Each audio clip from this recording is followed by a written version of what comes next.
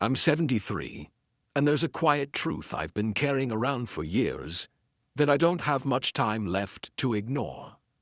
Most mornings now I wake up before the sun, not because I'm productive, but because sleep doesn't hold me the way it used to. When the house is still and my joints are stiff, that's when the memories come back the loudest. I'm not telling this because I need forgiveness. I'm telling it because I finally understand what I did, and because I know there are people listening who still think time is patient. I sit at the same small kitchen table every morning. The edge is worn smooth where my arm rests. There used to be more chairs around it. There used to be noise. Now it's just me, a cup of tea I forget to finish, and the sound of the clock I once said I didn't notice. At my age, you start hearing people talk about legacy, about what you leave behind. That word never meant much to me when I was younger. I thought legacy was something famous people worried about. Presidents, artists, men with biographies. I was just trying to be responsible. That's what I told myself for most of my life. I grew up in a time where being sensible was the highest virtue. You didn't chase feelings. You didn't ask too many questions. You did what was expected, and you were grateful you had the chance to do it. I wasn't unhappy, exactly. I was functional. I was useful. People depended on me, and I wore that like a badge. In my 20s, I took the first job that felt secure. It wasn't exciting, but it paid regularly. I remember my father nodding when I told him about it. That nod meant more to me than I admitted. Approval has a way of feeling like love when you don't know the difference yet. I married young, not because I was swept away, but because it seemed like the next right step. She was kind, practical. We didn't argue much. We also didn't talk deeply. At the time, I thought that meant we were mature. We bought a house that was a little too expensive, which meant I worked a little more. Then we had children, which meant I worked even more. It all felt logical, necessary, temporary. I kept telling myself, once things settle down, once the mortgage is smaller, once the kids are older, once I get the promotion. There was always a once. I didn't miss everything. I was there in the background. I attended birthdays, but I checked my watch. I listened to stories, but my mind was elsewhere. I hugged my children with one arm while the other held responsibility. I told myself they wouldn't remember the small things. I was wrong. The cost didn't arrive all at once. That's the dangerous part. It came quietly, in moments I brushed past. I missed a school play because a meeting ran late. I promised to make the next one. The next one came, and I was tired. I stayed home and said it didn't matter. My daughter didn't argue. That should have told me something. My son used to wait up for me when I worked late. At some point, he stopped. I noticed, but I didn't ask why.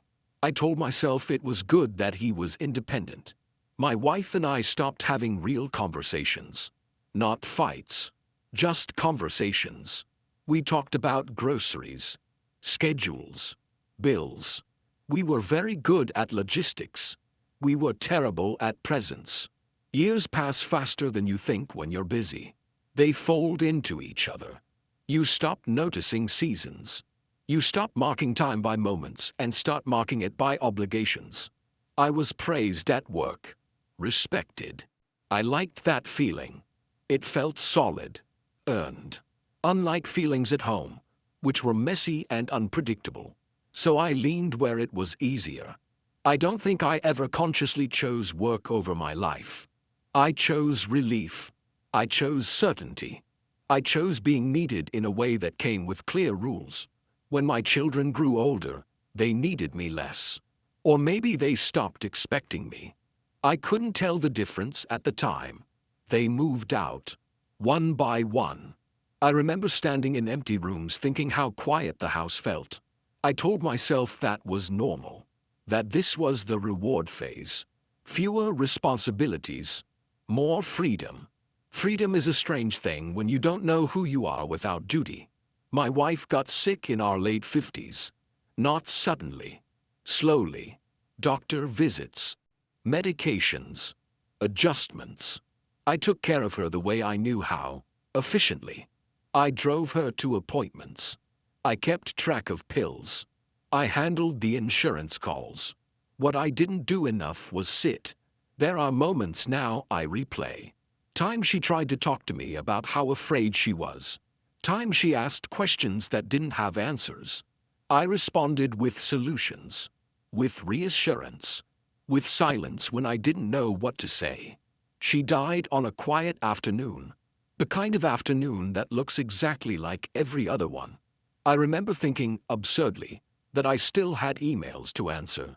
Grief doesn't always look like falling apart. Sometimes it looks like standing very still and realizing you waited too long to show up. After she was gone, people told me I was strong, that I had been a good provider, a good husband. I nodded and accepted their words because it was easier than examining them. The house felt larger then, not emptier, larger, like I didn't quite fit inside it anymore.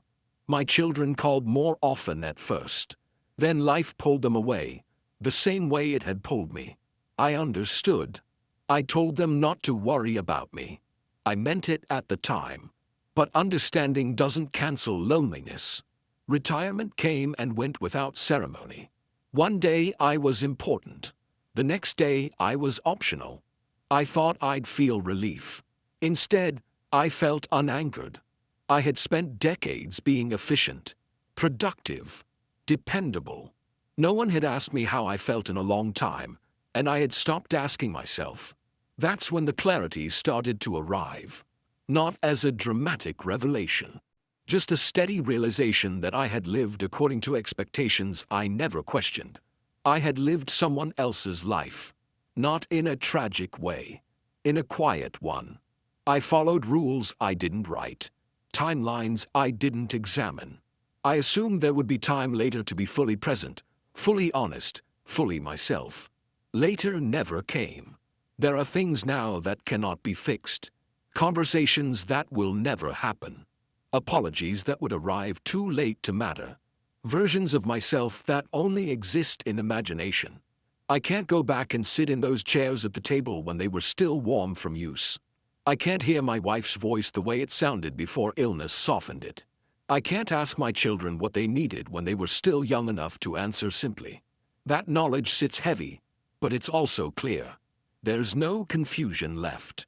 Just truth. If you're listening to this and you're younger than I am, I won't tell you what to do. I don't believe people change because they're instructed. I'll just tell you what I wish I had understood. Being responsible is not the same as being present. Providing is not the same as participating. And time does not slow down because you're busy. People remember how you made them feel when you were with them. Not how tired you were. Not how justified your reasons sounded. I thought love was proven through sacrifice, through endurance, through staying the course. I didn't realize that love also needs attention, stillness, a willingness to be uncomfortable. If this meant something to you, sit with it for a while. You don't need to act immediately. Just notice how often you tell yourself you'll get to it later. Later is fragile. As for me, I spend my remaining days more quietly now. I walk slower. I listen longer. I speak less, but I mean more of what I say. I don't know how much time I have left. None of us really do. I'm not looking for redemption. I'm just telling the truth while I still can. That's all I have left to offer.